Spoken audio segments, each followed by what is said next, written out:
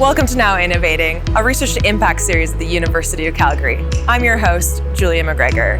At the University of Calgary, we're gearing up for the Global Energy Show with a newly launched research strategy, Energy for the Common Good, and a multitude of education, innovation, and research supports available related to energy. Our next few episodes are going to feature on energy-related content, or as we're calling them, energy bursts. This episode, I speak with Dr. Anderson Hoff. He's a postdoctoral associate in the Department of Chemistry, working in the Advanced Functional Materials and Coatings Laboratory. His research in new organic compounds and large area coating of functional films has advanced the printing technique for flexible organic photovoltaics. Hi, Anderson, and welcome to Now Innovating. Hi, Julia. Thank you for having me. I'm really excited to have you here. And so this is what I'm really curious about to ask you first, because your background is in physics, and you're a postdoc in Dr. Gregory Welch's lab in the Department of Chemistry. So I'm just curious how expertise in physics is applied to developing photovoltaics and organic photovoltaics, like what those really are. I don't. Tell me more. Sure. Well, I did my PhD back in Brazil. Was in organic electronics and particularly on organic photovoltaics. So, and just to explain what are organic photovoltaics, they are devices that convert the energy from light into electricity. It's the same way that you have in your silicon panels, like that you put in your rooftop. It's just that instead of using silicon or other elements such as cadmium telluride, other materials, you are using carbon-based materials that are like polymers and small molecules to make this device. But in the end, they have the same function that they are converting this energy into and generating electricity. Okay. So that's the idea. So I did this. I have the experience. I did this work during my PhD in Brazil. So when I moved here, I got this position at the Welch's lab, and mostly because they have this approach, a kind of a lab to fab approach. So they are a organic chemistry lab, and they have the chemistry that synthesize and make new materials, new compounds. But the idea is that you make compounds that are functional. So you're not just making new compounds, you are trying to test it and validate it in real applications. So in our lab, we make OLEDs, we work with sensors, electrochromics, and also PVs. So the idea is that you get these materials and test in this device, try to get the best performance of these devices with this different range of materials. So we came with different discussions with the chemistry. We have like a kind of chemistry team and a devices team that we are saying, okay, this material works well, or this material has some issues. For example, we usually use it as using printing techniques. We print them from solution. So we can say, oh, this material is not soluble in green solvents that you want to use for make our devices. And then they are tailoring and modifying these materials that we can use them in our device and achieve the best performance of them. So that's why with my expertise, I got into this chemistry lab. So it's an organic chemistry lab, but we have like the idea of developing functional materials. Excellent. And thank you for describing what organic photovoltaics is. I was like picturing like living solar cells or like, but it's not quite that. The terms of organic is just that they are materials that are based on carbon. When you have materials that are most based on carbon, they are called organic materials. And we're all made of carbon in the end. Exactly. There we go. So can you tell us more though about the functional organic solar cells that you have helped co-develop? Sure. So usually the field of organic photovoltaics that you have all around the world in different laboratories is made on very small area devices. So you get these organic materials, you make films, you have a stack structure of different films. Each film has its particular functionality in making this device work, in achieving the best performance. And usually you make it in very small area devices. So you have these organic solar cells that are these pixels that you test them under the sun, and then you see, okay, what's the performance, what's the ratio that you have of the energy that achieving your device and the electricity that's generating, or the power output that's generating. So that's what usually we also do. We are making this small area device, validated materials new materials in our lab. But we want to go further and say, okay, for practical applications, we need to upscale this to make these films over large area, and then we need to use some techniques that are different than the way that we make this small area device. So in our lab, we are using one technique like to print these films that's called slot die coating, that you can is a technique that's compatible with like this roll-to-roll printing. Oh, okay. So you could in the future print in these solar cells on a flexible substrate, like you usually in the past you print newspapers in a roll-to-roll line.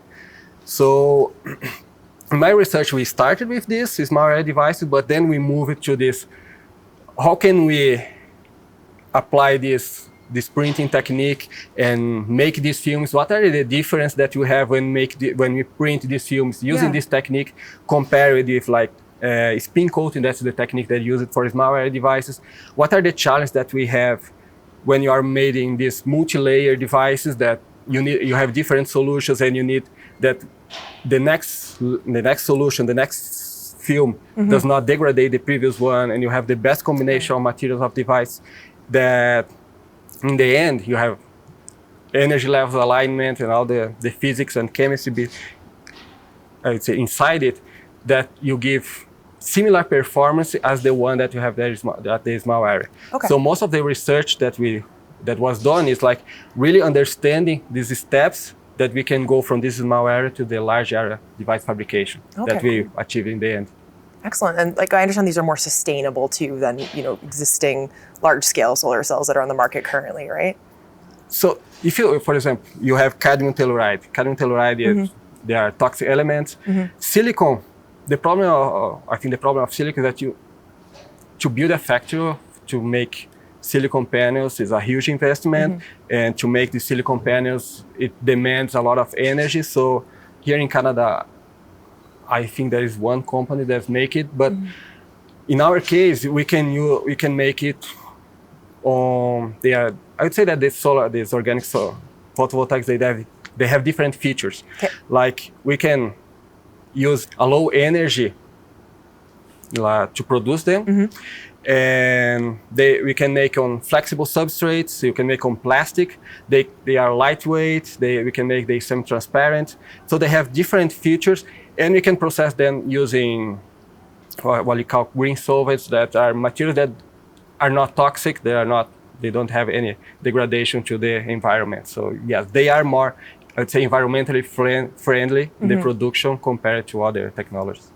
So when you're able to move these onto a larger scale, because I know you've done the research, you've done the printing, you've got the prototypes of it. So like, what are the potential impacts then on the larger energy industry? Like once your specific solar cells could be, mass produced. Right. When you compare, like silicon panels, they have their market, they are well established, and we see some applications for these photovoltaic panels that cannot be achieved by silicon, for example. And we see two main applications that we could enter this field, that because we can print this over large area and they will have like low cost, and they can be flexible, they can be made with different form factors. We can make it small, we can make it big. We envision main applications that we can enter this market. One of them is like applying to small electronics. For example, nowadays you have this IoT environment. You have all these sensors that are interconnected. You are trying to monitor everything and save energy, but most of them need to use batteries, and batteries are also not, let's say, environmentally friendly. They use toxic elements. They have a high life cycle assessment. So ideally, we can replace changing these batteries frequently with a small photovoltaic device coupled to a rechargeable battery, that you could extend the lifetime of this battery and also the lifetime of this device. So this is one application that we see for these devices. And also another one that we see is the application in the agriculture in greenhouse. We can, since they can be made transparent, semi-transparent, at different colors, they can have different absorption spectra.